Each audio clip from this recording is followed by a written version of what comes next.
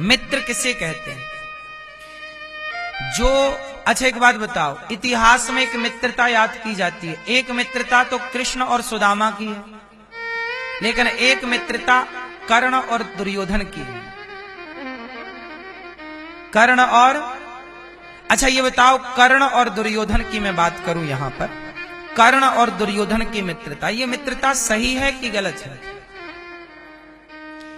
कर्ण ने दुर्योधन का साथ दिया, मरते वक्त तक साथ दिया। बताओ कर्ण सही है कि गलत है? हैं? कर्ण सही है या गलत है? बस इतना सा प्रश्न है, बोलो। कर्ण ने मित्र का साथ दिया, अब बताओ सही है कर्ण की गलत है? मैया क्या बोलती तू? क्या है कर्ण?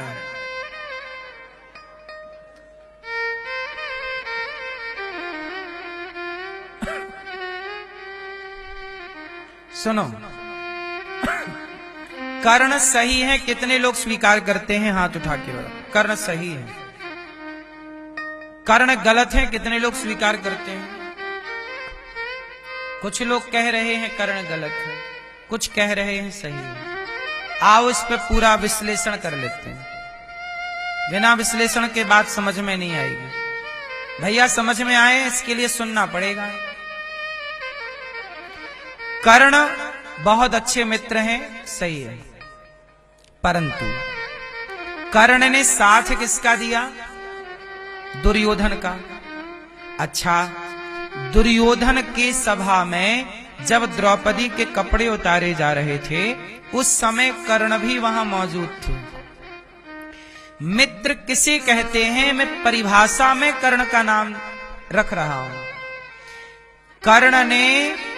कर्ण जानते थे कि द्रौपदी के कपड़े उतारना गलत है, पर कर्ण ने दुर्योधन को रोका क्यों नहीं?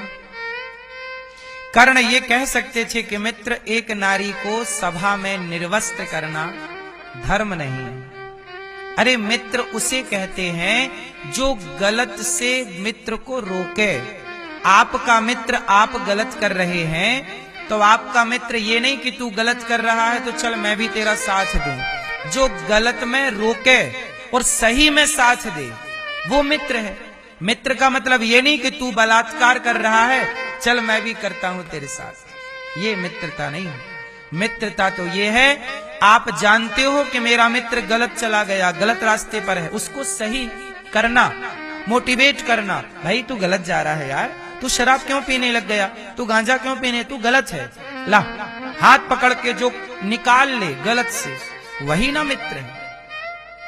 मित्र का मतलब ये नहीं कि तू गांजा पीता है तो चल मैं भी तेरे साथ पीऊं, तू शराब पीता है तो चल मैं भी पीऊं। नहीं, ये मित्रता नहीं है, ये मूर्खता है। ये मित्रता की पहचान, मित्र का धर्म बोलो।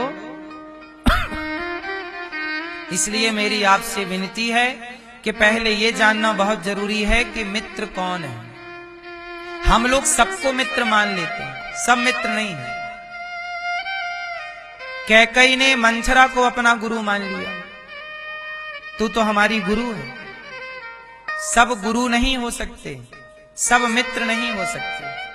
यदि आपने सबको गुरु मानकर मंथरा जैसों से भी सीख लिया और मंथरा जैसों की सलाह ले ली, तब तो लुटिया डूब जाएगी। कर्ण चाहते तो महाभारत रोक सकते थे।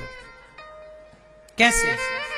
भगवान कृष्ण समझाने गए कि दुर्योधन पांडवों को 5 गांव दे दो,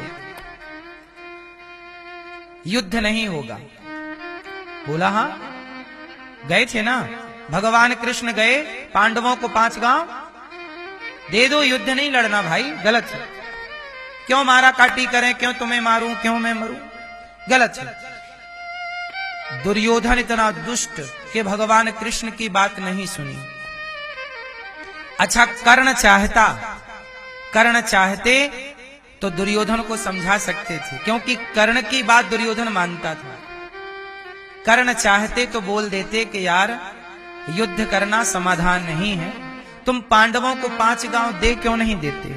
तुमने उनकी सत्ता लूट ली है, तुमने उनका इंद्रप्रस्थ ले लिया है, 5 गांव दे दो ना। चाहता तो कर्ण ये कह सकते थे, पर कर्ण खुद नहीं चाहते थे कि युद्ध रुके, क्योंकि कर्ण को एक लालच था स्वयं को श्रेष्ठ धनुर्धर बनाना। और स्वयं श्रेष्ठ धनुर्धर कब बनेंगे? जब अर्जुन मरेंगे। तो ये चाहते ही थे कि युद्ध, याद रखिएगा, कई बार आपको कुछ लोग सलाह देते हैं, कई बार उनकी सलाह में भी स्वार्थ होता है।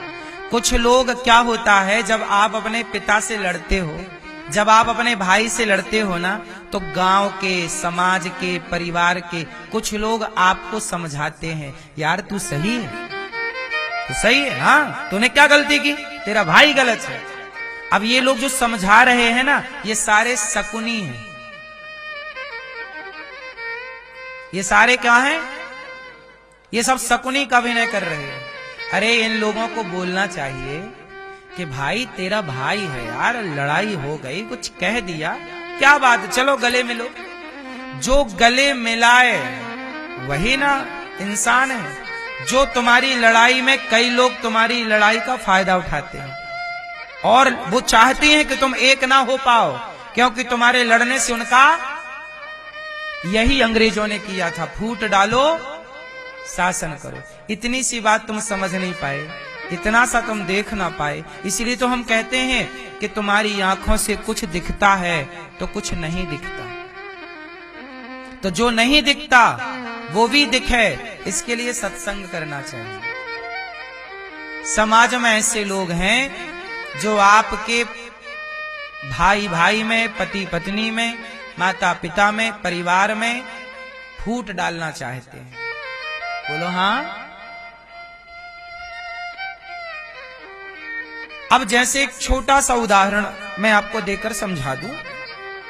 हो सकता है मेरा ये उदाहरण गलत हो, सही हो तो आप समझ लीजिएगा, गलत हो तो मेरी बात मुझे वापस कर दीजिएगा।